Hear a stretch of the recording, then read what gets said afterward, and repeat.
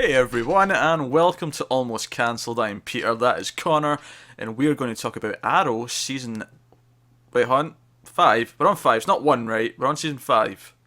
They say so, but I'm not entirely sure. Alright, season 5, episode 6. It's called So It Begins. Full spoilers for the episode. You have been warned. This was a roller coaster ride of stupidity. This I might be the most fun I've ever had with Arrow. And the funny thing is there was things in this that I legitimately kind of liked.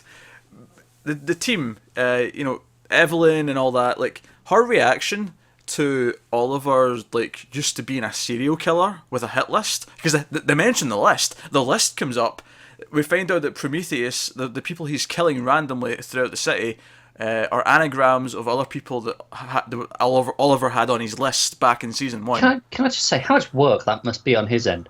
Because they had a machine reverse engineer that, but he's gone, right, okay, this is a name on the list. Now I need to find someone and then work out if he's got to cross-reference it and go, who's an anagram of this? That just sounds a lot of effort. Sure, there's a computer program that can just. But then to cross-reference it with all the people in the city? Sure, it's a lot of work. But we also find out that all of his weapons are made from melted down arrows that Oliver's been using over the last 5 years. Prometheus's weapons. Prometheus's weapons, sorry. Well, they're technically Oliver's weapons too. I mean, sure. So yes, but we'll get to that revelation. We'll talk about the ending at the end, because the ending is one of the most absurd reveals that this show has ever done. Let me just say this. That ending, I laughed so much I've actually sobered up. Also, for promotion of the week, so I do it every time now. Yes. A salted caramel vodka liqueur. Very good. Well, that's the drink this week, is it? So yeah, I was actually, when this comes up, right, and we started laughing when they mentioned the list. But we're talking about the list, because then like 2 scenes later, he's firing arrows at tennis balls. All we're missing is the salmon ladder. Yeah, which we had earlier in the season, to be fair. So, with all these season 1 elements bringing up, but it was just insane hearing about the list. But then so began this debate. This debate where all the new characters go, wait a minute, you had a hit list? You were a serial killer? And I was actually kind of loving this part, because I'm like, you know what, they're right. Bring this up. Except for the part where they didn't realise the hood and the arrow were the same person. Yeah, the hood, the arrow, and the green arrow, they were all under the impression that was like 2 or 3 different people. What? You had all these different archers in this? What? Of course they're the same person, you knobheads. To be slightly fair, in season 3 they did like fake his death, and then the Green Arrow was supposed to be a new person in the start of season 4. I literally do not remember that. Publicly, that was the thing. Like, it was meant to be a new person. The police and all that were meant to have believed that whoever the Arrow was dead, and that this Green Arrow was a new. Obviously, Lance knew it wasn't, but I legitimately don't remember. This is shocking news to me. This was a thing. Yes, I can't remember this. This was a thing. Yeah, admittedly, I don't think it's that hard to put 2 and 2 together, but it was a thing. So I'll give them that. Alright, whatever. Dear. So yeah, so they have this debate, and they call him a killer, and they say this is like being a serial killer and cold blooded, and they're right. They're actually right. And it leads to a scene with Oliver and Diggle at the aforementioned tennis ball scene, where Oliver's like, I'm not so sure if I've like matured enough, and Diggle's like, no, this shows you how much you've changed since season 1. He might as well have said season 1. Like, it's so meta. meta. Might as well have done, yeah. At this point, it's so meta that they might as well just be dropping the season names.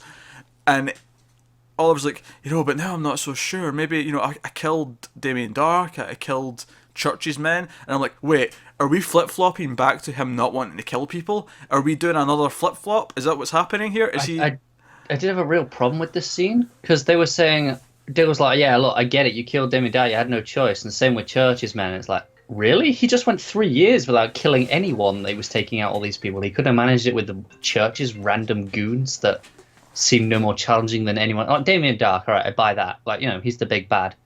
You get that dilemma with him. But the random goons, come on. Yeah, the random goons over the rest of this season, no, they did not need to be killed. Not at all. Arrow to the knee.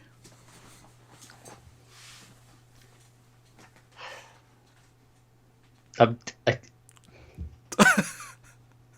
that said, I'm surprised it's taken us this long to make that reference. Yeah, well, you know. I mean, we're only 5 years late. But Like everything else this season, apparently. yeah, so we get this debate, and it's all about him trusting the new team because they lie about Prometheus existing. Well, I say they lie; they just don't tell them that he exists until it becomes like a citywide panic when it gets out in the news that there's a throwing star killer out there, which leads to one of the most baffling scenes of the show this season so far.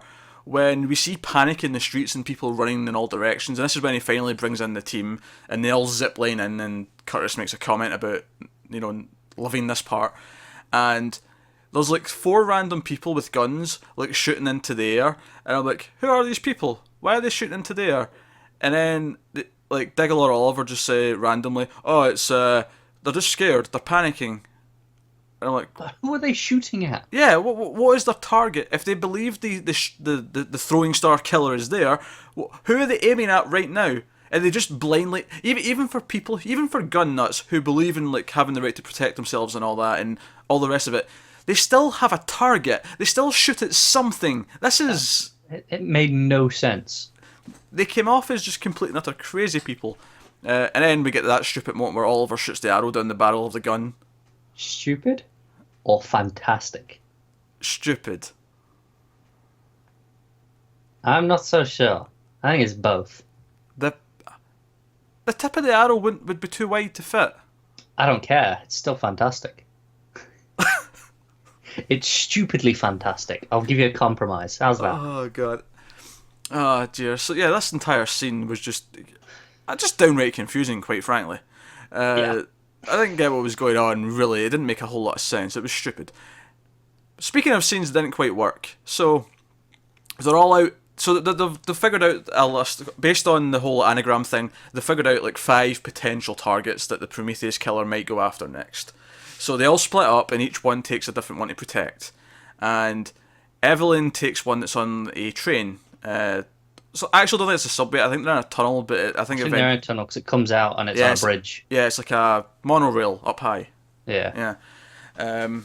But yeah, she's on a train, and it's the train driver, who's the target, and like Conveniently empty train, by the way. yeah, there's not a single person on this train other than the driver. In fact, Evelyn is the only passenger on the train. Yeah. The only reason why he's even driving this train is because she's bought a ticket. Well, maybe not. Maybe she snuck on. But if she has snuck on, he's just like going through the motions. There's no one on the train. Yeah. So am I getting on to the next stop? You just don't know. That's true. But this is the thing, though. It's not even that late at night, I don't think. Doesn't feel it. Nah. But anyway, Prometheus shows up. He Batmans into the scene, as he does. In fact, let's pause this conversation. I want to go back to another scene now that I've mentioned Batman. Because I often talk about how this show takes things from Batman and just clearly wants to be Batman. Right, so we've got this new DA who's basically Harvey Dent. Yeah. Right? That's the thing. Harvey Dent, played by knockoff Jake Gyllenhaal. Sure. And he's at a crime scene. They're at the crime scene for the first Prometheus victim. Right? This housewife has been, throwing starred to death. And Oliver, or Green Arrow, shows up in the scene as if he's Batman and just walks out from the corner of the room. It cracks me up because it's playing it like a typical detective scene, middle of the day, and then you just get this music sting, and you're like, hang on, and he just walks in the door, like in the doorway, like he's come out of nowhere. It's like, all you've done is walk in a door. You've come out from round the corner like anyone else who would come in that door has done. And then the DA actually used Jim Gordon and tells all the other police to get out of the room while he talks with the Green Arrow. Yeah, it did not work. But again, it's just another example of them taking a Batman thing and doing it like 10 times worse. Now, back to Batmaning. Back to Batmaning. Also, on a monorail. Batman Begins, Yeah, also very Batman Begins. But, I'm not going to be too pernickety with it. Like, if they're just having similar locations, fine. Like, whatever. No, I'm just while we're on the topic. Yeah. But, yeah, so Prometheus Batman's into the scene. Evelyn gives it a good go. She tries to fight him. I was rooting for it to be stabbed, not gonna lie. Not necessarily her. It wasn't that I wanted her dead, it's just I wanted one of the new members to get stabbed. Because I thought it would have been more interesting. I I don't know. I think at this point she might be my favorite character on the show because she was calling Oliver out and all of his bullshit. But you have Ragman going, Because she even rags. specifically brings up that he told her not to kill the person who was responsible for her parents' death because death would change her and damage the Black Canary's legacy and all that. And she calls him a hypocrite, and she's right. Yeah. She is flat out 100%. In fact, he then goes and kills Damien Dark himself because he killed Laurel. You don't get more hypocritical than that. You don't, do you? You really don't. But yeah, so, geez, what? I don't even know where to go. Yeah, so she's getting beat, right? It looks like Prometheus is about to beat her. He slices her arm or whatever, and he turns around to go after. No, she slices his arm. Well, they both slice each other. Well, yeah, but it's important that she slices his arm. Sure, you're right. Actually, it's very important. Good point. But she gets her hand sliced as well because we see her bandaged up in the next scene. But he turns around to go after the old train driver there. As you do, because that's if you've got a kill list, which essentially at this point he does. Why let yourself be distracted by some random woman on a train? And what I point out is throughout this scene, Felicity's on the comms and she's talking to the others, and we see that Oliver's outside somewhere, tailing one of the other people. Yeah. Tailing someone else. Despite this, he gets the information quick enough that he not only gets to the location that Evelyn and Prometheus are at to intervene, he somehow gets on the train while it's going through a tunnel. This is a moving train going pretty fast by the look of it. Yeah, it's like full speed. Probably 50, 60 miles an hour. Yeah. That's typically what trains do, right?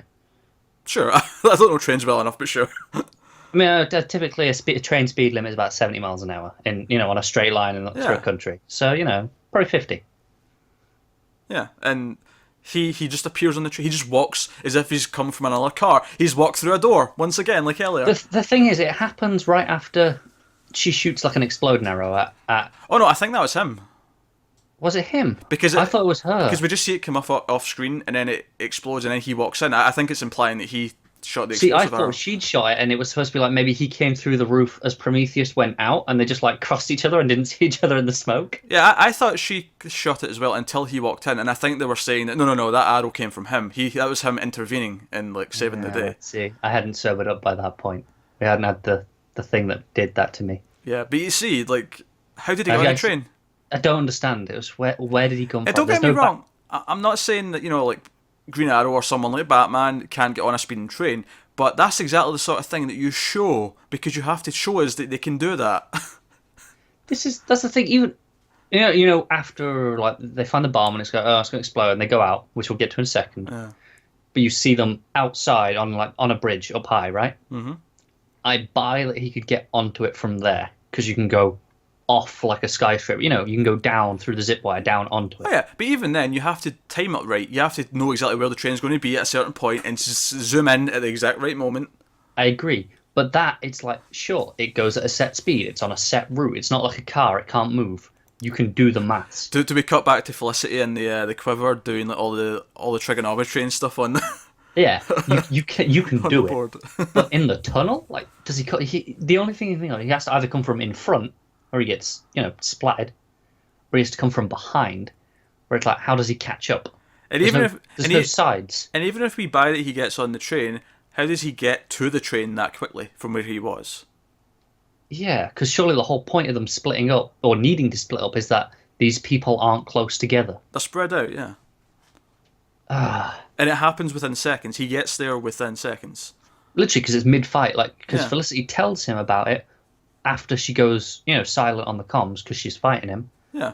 This fight can't last more than 40 seconds, maybe a minute. Yeah. I mean, she goes silent slightly before it shows up, but it's not long. No. It's not long. It's the whole thing's kablooey. Or kablooey? Kablooey. Yeah. Okay. It's basically a made up word anyway. Why am I? All words are made up. Sure, but some words are more made up than others. For now. So he gets out of this situation with the train driver and Evelyn by using his parachute arrow, which he fires out of the hole that's now in the roof of the train. And we're to believe that physics is now operating in such a way that it would carry all three of them up into the air. This is not how parachutes work, damn it. They don't go up. Even when you're falling and you see it go up, they don't go up. Yeah. It just doesn't happen. That's a common misconception. The reason why it looks like they go up is because the person holding the camera is still falling.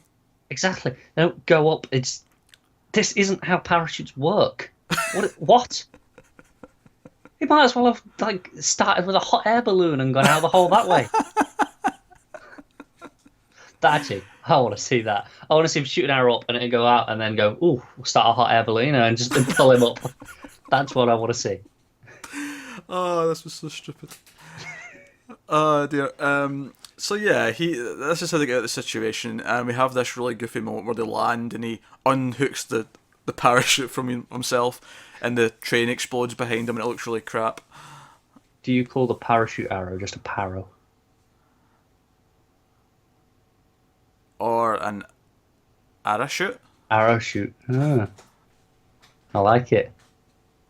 Aye. Ah.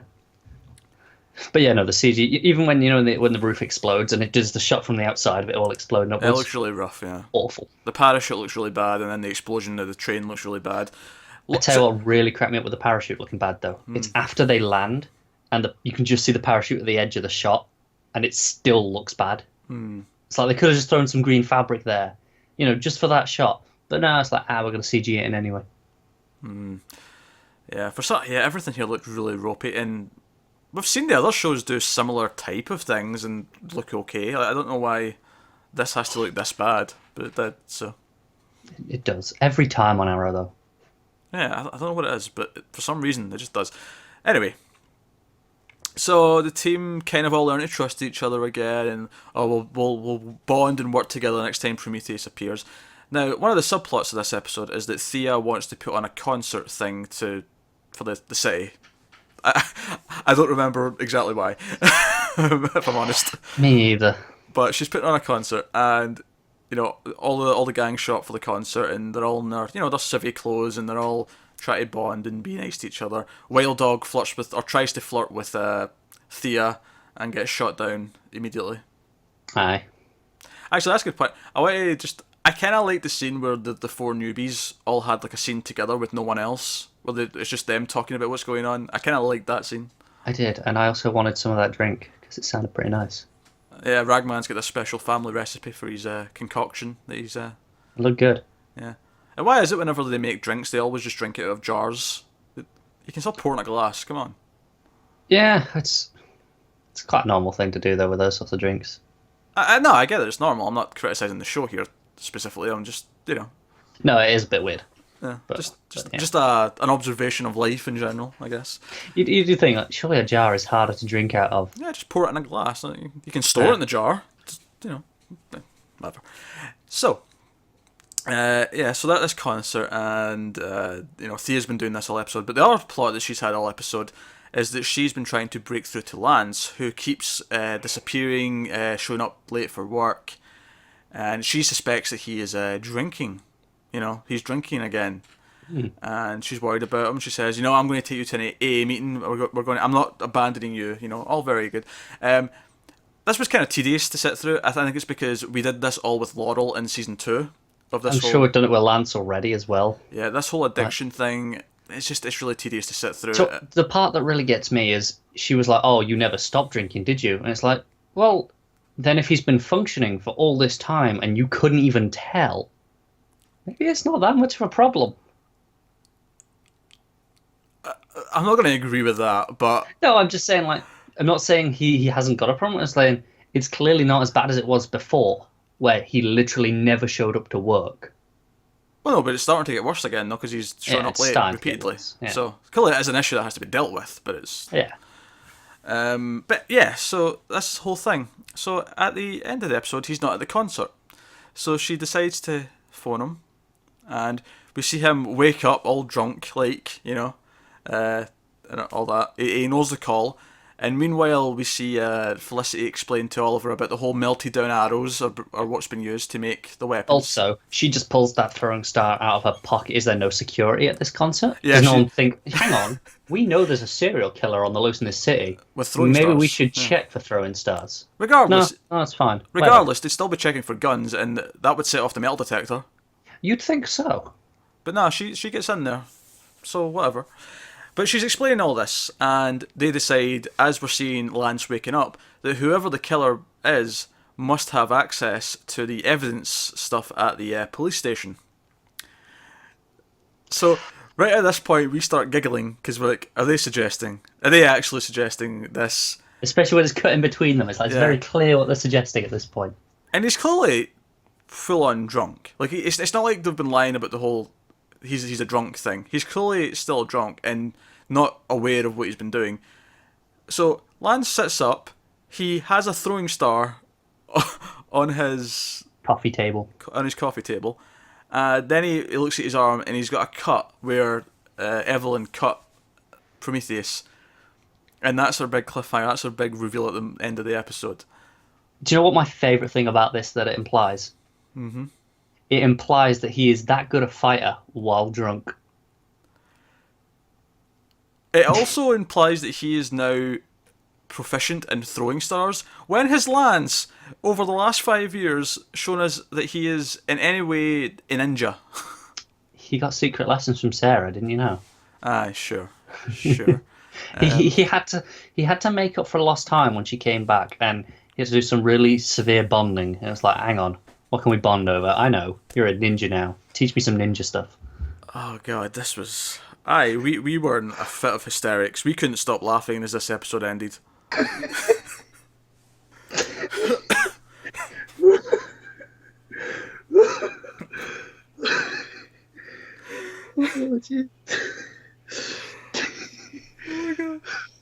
No, it literally it made me laugh that much that I took in that much oxygen that it sobered me up. Just because, oh my god, I couldn't stop laughing. This is the most ridiculous twist that this show has pulled, and it has pulled some pretty ridiculous twists in the past. Yeah, I kind of love it. So Lance is a sort of second personality. While he's drunk, is actually a archer ninja who's going around the city killing people and doing very complex things like this anagram thing we were talking about earlier. Also, taking out all the police around church last week. Yeah, so not only is Lance supposedly the villain now of the season, he's also straight up killing like dozens of police officers. Do you know what this brings to light? This is the right. So he's the deputy mayor. Oliver's the mayor, right? And would these people not be under more scrutiny? Do you know what the funny thing is I was even saying towards the start of the episode when it was the whole start of the plan of the concert and like Thea was there, Lance was there, and they were all talking at the mayor's office, and I was like, if you went back to season 1, you know, if someone's watching season 1 and you said to them, right, just imagine in season 5, Oliver's going to be mayor, Thea's going to be the chief of staff, and Lance is going to be deputy mayor, you would have laughed. You'd have said, there's no way that's where this show's going, like, based on who those characters were at the time. Yeah. At the time, Thea was like a druggie, yes. She was a druggie teenager. I remember, yeah. Lance was a cop who was really by the book and hated vigilantes. And hated Oliver, just in general, really. And, you know, Oliver was a serial killer, so... See, I did say, because obviously we watched this together, and I did say I could buy Oliver just because, you know, that's, you know, comic stuff, where he's the mayor. And if you told me he was going to be mayor, I was like, sure, he might grow into that. You would have seen it doing this way, though. Yeah, you would have assumed it was better and more natural than what they'd actually done with it, but yeah. Oh my god, that ending. It's just, it's stupid on so many levels. It goes against his character, it lets his, like, he has all these skills and all this stuff. It can't be real. It has to be a fake out. Yeah, I guess it has to. I mean, but how like, what is Prometheus' plan then to sneak into Lance's house and like give him the same cut and put a throwing star on his desk to make him think, and even do it early enough that the cut's congealed over and scabbed up, you know, like, what? Oh man. Even if this is him with some ridiculously abstract plan to make Lance think he's Prometheus, that is equally just as stupid. Yeah, why? Oh man. I love it though. I love how utterly insane it is. Well, we've been saying the last few weeks, these are reviews. It's not been as interesting because no, it's not been good, but it's not been as awful. It's not given us anything fun to talk about. And well, we asked for it, I suppose. Yeah, we haven't even talked about Felicity stealing the throwing star off her detective boyfriend's desk. And then when she comes to confess about it later on and be like, oh, I don't want to lie, because she's remembered that her superpower, along with her mother, is that they don't lie, and they don't like lies. Yeah. And she doesn't want to lie to him, so she opens up about working for the Green Arrow, and he immediately goes, "You're a criminal, but you're doing it for the right reasons, so yeah, cool." And they kiss. That's basically the scene. He flip flops his entire attitude towards it mid scene. Yeah, I did enjoy her this episode though. She is actually quite funny. Again, that's like 2 or 3 in a row now where she's had some funny moments. I don't think I was necessarily laughing at. Nothing touched last week's. No, nothing mask touched thing. last week. I can't remember them specifically, which shows you that it wasn't, It's good. as good. But there were a few times where I got a bit of a chuckle out of her. So, Okay, sure. We finally got Dolph Lundgren in the flashbacks. About bloody tough. Oh, God, I forgot we hadn't even touched the flashbacks yet. Yeah, we haven't even talked about the flashbacks yet. Which featured Oliver learning how to make a bomb. Yeah, also, he complains about that. It's like, why am I learning how to make a bomb? Because that's a bloody cool skill to be taught by a Russian mob. Don't complain. Yeah. He then pretends to, be Oliver Queen, I guess, to infiltrate the rival organisation with Kovar, who he wants to kill, of course. And it, of course, goes horribly wrong. And it feels that they're in a really cheap set the whole entire time. And then, of course, Kovar turns out to be Dolph Lundgren, which was great. I like seeing Dolph Lundgren. Yep. That's good. He snaps the other guy's neck very quickly. Also enjoy that. And I like that he's just smoking and drinking and being really casual about it. Yeah. He's Dolph He Lundgren. he feels the part, doesn't he? Hopefully he'll spice up the flashbacks a little bit. I don't suspect he will. I suspect I'll enjoy him, but still hate everything that's going on in the flashbacks. I guess one final thing is there was actually a couple of good cues of music in this. There was one good cue of music when Oliver and Diggle were talking at the tennis ball scene. There was a really interesting new theme that actually sounded kind of heroic. That was kind of bleeding into. Yeah, it was a really nice brass thing, but it was heroic, but was quite mournful as well at the same time. It's really interesting. I almost wish the writing was better to actually go along with the music that was playing there, because it was actually a nice bit of music.